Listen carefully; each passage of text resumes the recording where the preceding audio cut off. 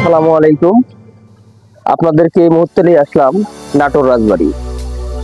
এটা হচ্ছে যে নাটোর রাজবাড়ি অনেক বহুত বছর আগে থেকে এই এই রাজবাড়িটা। আর আপনাদেরকে এখন এই পুরো রাজবাড়িটা আমি একটু একটু করে ঘুরে ঘুরে দেখাবো কোথায় কি আছে। আসুন সর্বপ্রথম টিকিটটা কেটে নেই। টাকার টিকিট মূল্য কত? 20 টাকা। 20 টাকা। হ্যাঁ, তাই তো দেয়া আছে। দুইটা দেন।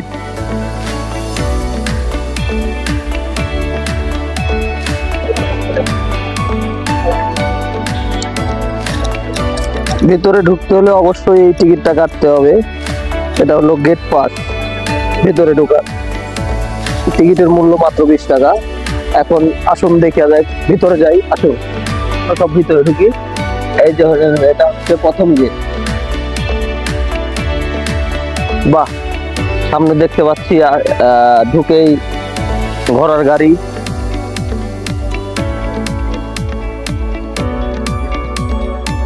এই যে আপনার রাজবাড়িতে ঢুকলেই আপনি প্রথমে দেখতে পাবেন একটা বড় একটা পুকুর। আর এখানে একটা বাম সাইডে আছে একটা হচ্ছে যে বাগান, ফুলের বাগান। এখানে লেখা আছে বাগানের ভিতর প্রবেশ নিষেধ। তা আমরা গেলাম না বাগানে, আমরা সামনের দিকে আগাই। সামনে দেখতে পাচ্ছেন ঘোড়ার গাড়ি। 360 বিঘা জায়গা পুরা চক্কর ঘোরা। ভাড়া কত? আমরা দুজনই যদি আপনার এই এরিয়া কতখানি? 360 বিঘা জায়গা, 6টা পুকুর আছে, 14টা বিল্ডিং আছে। 6টা পুকুর, 14টা বিল্ডিং আছে, 360 বিঘা জায়গা। এখানে পুরোটা ঘুরে আমাদেরকে দেখাতে গেলে আপনি কয় টাকা নেবেন? 100 টাকা করে। আচ্ছা ঠিক আছে, তাহলে আমরা ভাই আমরা আপনার গাড়িতে উঠবো, কিন্তু আমরা এমনিতে কিছু এই ভিতরে ঢুকে আমরা কিছু শর্ট নেবো। দেখা যাক যতটুকু পারি এটুকু নিয়ে নিই।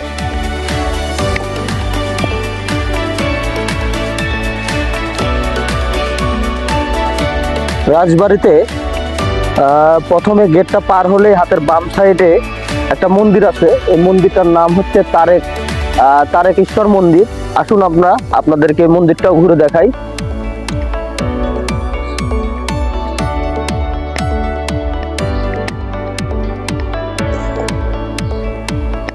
দেখুন ভিতরের যে অবস্থাটা,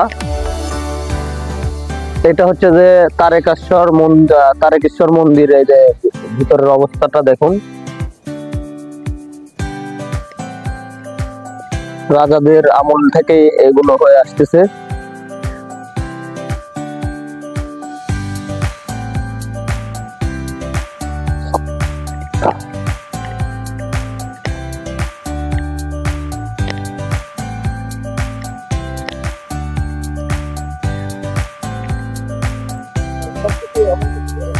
এই যে ভাই মন্দির, তারকেশ্বর মন্দির। এটা হলো শিব মন্দির। এটা হলো শিব মন্দির, আর এটা হচ্ছে তারকেশ্বর মন্দির। এখানে আরেকটা পুকুর।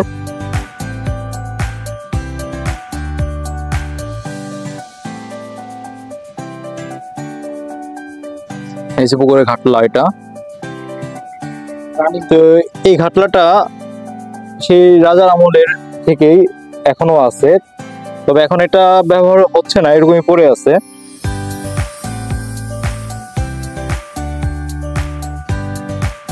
একটা মজার ব্যাপার কি, এই রাজবাড়ির চতুর্পাশে হলো পুকুর আর দিঘি, মানে চারপাশ বেষ্টন করা আছে পুকুর আর দিঘিতে। কারণ প্রত্যেকটা রাজবাড়ির অবশ্যই আপনারা জানেন যে রাজবাড়ির চতুর্পাশে পুকুর থাকে, যাতে শত্রুরা আক্রমণ করতে না পারে, ওভাবে এটা তৈরি করে নেয় রাজারা। ঠিক আছে, চলেন আমরা এখন পরবর্তী অংশগুলো দেখি, উপভোগ করি। আসেন আমাদের সাথে, অবশ্যই ভালো লাগবে। হচ্ছে রাজাদের বৈঠকখানা। এখানে রাজারা প্রজাদেরকে নিয়ে এসে এখানে বৈঠক করতো। দেখুন এই বৈঠকখানার কি অবস্থাটা বর্তমানে। অনেক পুরনো তো, সব আসবাবপত্র যা কিছু যা আছে দরজা টরজা সব ভেঙে যাচ্ছে। আপনাদেরকে একটু দেখাই বৈঠকখানাটা কেমন ছিল। ভিতরের পরিবেশটা দেখুন।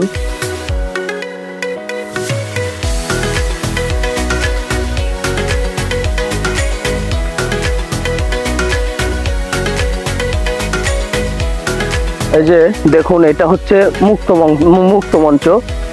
এখানে যে কোনো অনুষ্ঠান হলে এই মঞ্চের উপরেই অনুষ্ঠানটা কার্যকারিত হয়। আর এটাকে ঘিরে এই যে চতুর্দিকে অনেক ধরনের দোলনার খেলা বা হচ্ছে খেলনার দোকানপাট বসছে, অনেক চটপটি ফুচকার দোকানও আছে। এখানকার পরিবেশটা এমনই।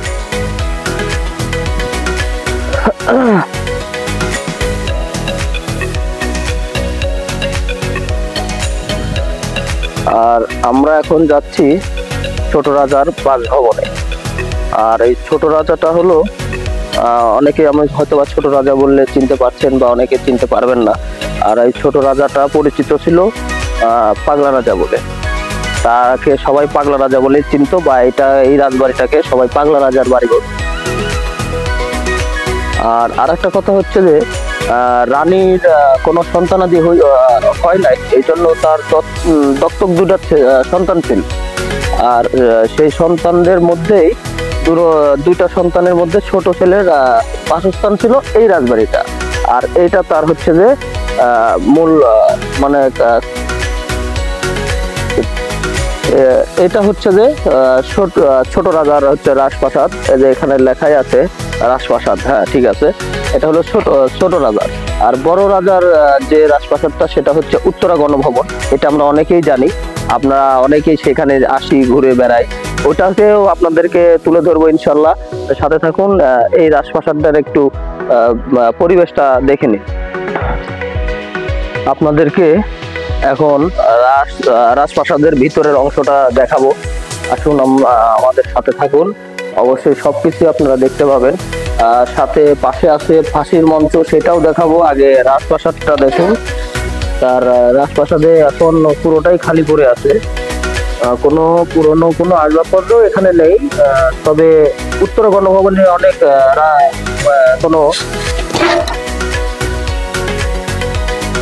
তবে এখানে এখনো তেমন কিছু দেখা যাচ্ছে না, পুরোটাই ফাঁকা। তবে আপনারা সাথে থাকুন, আপনাদেরকে উত্তরা গণভবনের যে রাজা থাকতো তার পুরনো অনেক আসবাবপত্র ওখানে পড়ে আছে।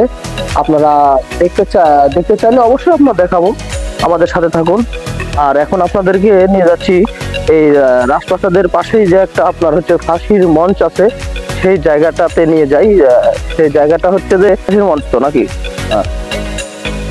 এই রাজাটা ছিল অনেক ব্যভিচার, ঠিক আছে। সে প্রজাদের উপর অনেক অত্যাচার করত, বা অনেক তাদের প্রতি হয়তোবা সেই সময় চাপ সৃষ্টি করতো। তার কথার অবাধ্য হলে তারা এখানে নিয়ে এসে তাদেরকে ফাঁসি দেওয়া হতো। আর এটা হচ্ছে ফাঁসির মঞ্চ। এখন দেখুন ফাঁসির মঞ্চের যে অবস্থাটা, এখানে জানি না কত মানুষদের বা কত মানুষের এখানে প্রাণ গেছে, হয়তো আমি বলতে পারবো না, আমার কতটুকু জানা নেই।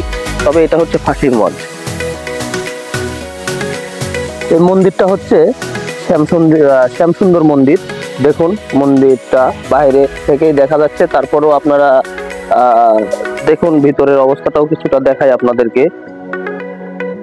যদিও অনেক বড় লং ভিডিও হয়ে যাচ্ছে, আমরা চাচ্ছি যে এর মধ্যে আপনাদেরকে সবকিছু একটু দেখানোর জন্য চেষ্টা করবো ইনশাআল্লাহ। এটা হচ্ছে গার্ড হাউস। এখানে রাজার যত আমলারা বা সেনাপতিরা ছিল সব এখানে থাকতো। এটা হচ্ছে তাদের বাসস্থান। আর সামনে নিয়ে যাচ্ছি আপনাদেরকে, এটা হচ্ছে রাজাদের মালখানা। আর এখানে সব মালামাল রাখা হতো, রাজার যত মালামাল ছিল সমস্ত মালামাল এখানে এসে রাখা হতো। আমরা এখন আসছি রানী ভবানীর রানী মহল, রানীর বাসস্থল যেখানে রানী থাকতো সেখানে নিয়ে যাব। রানী ঘাটলা রানী বাসস্থলের পাশে। আর আপনারা যেগুলো দেখতে পাচ্ছেন এগুলো কিন্তু অর্ধেক মাটির নিচে ডেবে গেছে, প্রত্নতান্ত্রিক বলতে পারেন। এগুলো কিন্তু মন্দির, এগুলো সবগুলোই কিন্তু মন্দির, ঠিক আছে। তা আপনারা অবশ্যই এখানে আসলে আপনারা বুঝতে পারবেন, উপলব্ধি করতে পারবেন যে এগুলো কত বছর আগের, আমরা এখনও স্বচক্ষে দেখতে পারতেছি। চলো আমরা একটু ভিতরের পরিবেশগুলো দেখাই। এগুলো অর্ধেক মাটির নিচে ডেবে গেছে।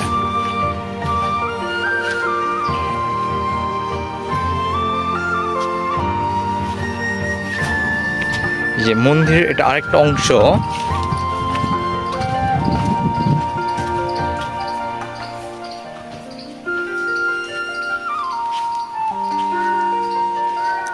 তাদের কত বুদ্ধি ছিল, কত সুন্দর করে বিভিন্ন আর্ট ডিজাইন করে ওনারা এগুলো তৈরি করতো, কত নিখুঁতভাবে। দরজাগুলো দেখছেন কত মাটির নিচে ডেবে গেছে, কত বছর, প্রায় আজ থেকে 300 বছর আগে এই রাজবাড়িগুলো এখনও আমাদের কাছে বিদ্যমান। তো এগুলো যদি আমরা এখনও সংরক্ষণভাবে না করে থাকি, যুগের সাথে সাথে এগুলো হারিয়ে যাবে। বাসভবন, আসুন রানী ভবানীর বাসভবনটা কেমন ছিল আপনাদেরকে দেখাই।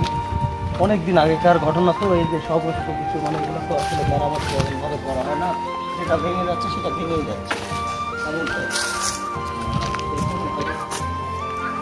কিছু লোকজন থাকে যারা এখন বর্তমানে এগুলো দেখাশোনা করতেছে, তারা হয়তো না থাকে, ভিতরে দেখা যাচ্ছে বা তাদের কাগজপত্র আছে। আর আপনার এমনিতেই আপনাদেরকে বাইরে থেকে দেখালাম এর জন্য, যেটা রানীর বাসভবন। আমরা এখন আপনাদেরকে নিয়ে যাচ্ছি রানী যেখানে গোসল করতো সেই রানীঘাটে। আর সেই রানীঘাটটাই আপনাদেরকে এখন দেখানো হবে। দুঃখিত ভাই, আমরা আসলে চাইছিলাম আপনাদেরকে রানীঘাটটা দেখানোর জন্য। তো এখানে যে রাজা রানী বর্তমানে বাসস্থান যারা আছে, তারা ওইখানে গোসল করতেছে, এই জন্য আমরা দেখাতে পারলাম না। এই জন্য আমি আপনাদের কাছে ক্ষমা প্রার্থী ভাই। আপনাদেরকে নেক্সট টাইমে আবার কখনো যদি সুযোগ সময় হয়, আপনাদেরকে রানীঘাটটা দেখানো হবে। আমি এখন বর্তমানে যে জায়গায় আছি, এটা হচ্ছে যে সুড়ঙ্গ। এই রাজবাড়ির থেকে উত্তরা গণভবনে যাওয়ার জন্য যে মাটির নিচ দিয়ে যে সুড়ঙ্গটা এরা করে রাখছিল সেই সময়ে, সেই সুড়ঙ্গটা এটাই। এখান থেকে রাজারা তাদের ওই রাজার বাসায় যাইতে এই রাস্তাটাই ব্যবহার করত। আসুন আপনাদেরকে ভিতরের একটু পরিবেশটা দেখাই। এই যে দেখুন সুড়ঙ্গটা, এই সুড়ঙ্গ দিয়েই তারা যাইতো যে ওই রাজার বাসায়, মানে অর্থাৎ উত্তরা গণভবনে ওঠার মতন জায়গা আছে। পরের ভিডিওতে আপনাদেরকে ওই রাজবাড়িতে কোথায় দিয়ে এই রাস্তাটা যে উঠছে সেটাও দেখানো হবে। এটা হলো যাই হোক, আমি আপনাদেরকে চেষ্টা করছি পুরো রাজবাড়িটা ঘুরে দেখানোর জন্য। এর মধ্যে হয়তোবা আপনারা অনেকে আসছেন এখানে ঘুরতে, এসে দেখা যাচ্ছে আপনারা এমন কিছু জায়গায় যে দেখছেন কোনো কিছু, সেই জায়গাটা হয়তোবা আমি আপনাদের মাঝে তুলে ধরতে পারলাম না। এই জন্য আপনি আমাকে ক্ষমার দৃষ্টিতে দেখবেন।